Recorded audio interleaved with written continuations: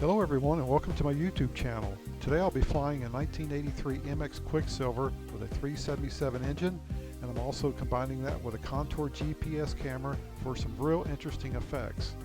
And I wanted to thank the DFW Light Flyers and Air Tech for all their help in getting me back into the air.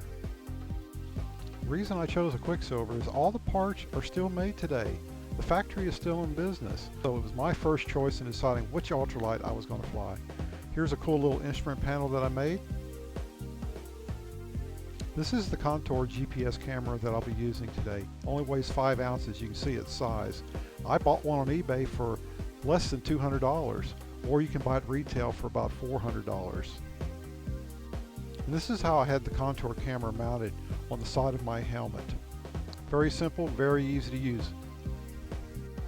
So here's the really cool feature that you can do. You can superimpose real live GPS data onto your video.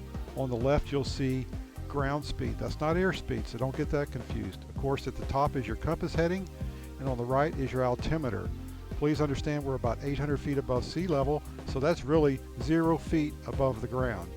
Kind of cool, huh? Okay, we're ready to fire it up. Got my helmet cam going. Get ready to start the engine. Check the throttle settings and hope it starts on one pull. There you go. Gotta like that. The wind was blowing out of the north today, so I'll be taxiing down to the south end of the runway here in just a minute. Now, one thing you have to understand, this plane does not have ailerons. So on a takeoff, you point it into the wind. So you'll see I'll go over to the left side of the runway and slightly angle it because we do have a slight crosswind, about 10 to 12 miles per hour. Okay, I'm going to stop here in just a second, check the controls one final time. And of course you can see I've got it slightly crabbed to the right. There I am checking the controls. Here we go. Get ready for takeoff. Okay, the tower has cleared me for takeoff. Even though I don't have a radio, I'm just using a smoke signal. Okay, you can see me going across the runway at a slight angle. Pick up airspeed off the ground at about 50 feet. And I'm estimating I'm climbing at about 500 feet per minute. You can see my slight crab angle as we parallel the runway. The GPS information is a little bit lagged, but it'll catch up here in just a few minutes. Really just a lot of fun. And you know, something to challenge yourself. You know, we like ultralights, but all these great technologies we have, they're so inexpensive. I mean, we'd only dream of this as a kid. Only problem is we'd never dream it. By joining the club, the DFW Light Flyers, it's the way to go if you're serious about flying ultralights. Number one, because all the experience members have. If it wasn't for the club, I would still be on the ground. So you can look up the DFW Light Flyers. There's a link on the description on the YouTube video. You'll see that location. You go directly to it and get more information about joining the club or learning how to fly. So if you're looking for a used ultralight, here's one thing to consider, and this is what you need to say to yourself each and every time. If it don't fly, you don't buy. Otherwise you could sink in a lot more money than you need to. Okay, the altimeter is showing about 2,300 feet, so that's about 1,400 feet above the ground. I'm headed north, right over the top of the runway. Okay, I'm setting up for my final approach here.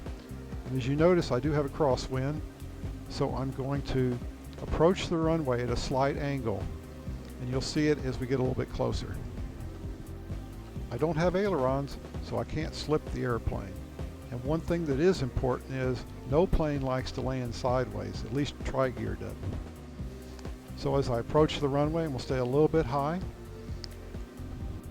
So I know I have the runway made. You'll see my angle now. As I approach the runway, I'm going to try to land about halfway down. There's no need to land at the very end of the runway. If your engine quits, you'll never make it. But you'll see the airspeed indicating around 25 to 30. Add about 10 more to that for true airspeed. I want to keep my airspeed up just a little bit. I'm going to work my way down the runway.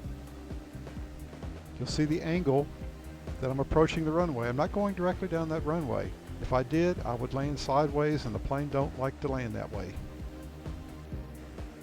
Okay, I'm just a few feet above the ground now. There I go. I'm going to flare it and land right into the wind. That's how you're supposed to do it if you don't have ailerons. Now we're back down safe and sound, as they say. I'm going to taxi back, turn the fuel off for a moment, and let the engine run and then shut her down. So if you want more information on our club, there's a link, you can go directly to it. Also, I want to thank AirTech, Beeve, and Kim for all their help in helping me restore this plane back to better than new condition. Thanks for watching, and we'll see you next time in the air. You guys have a great day.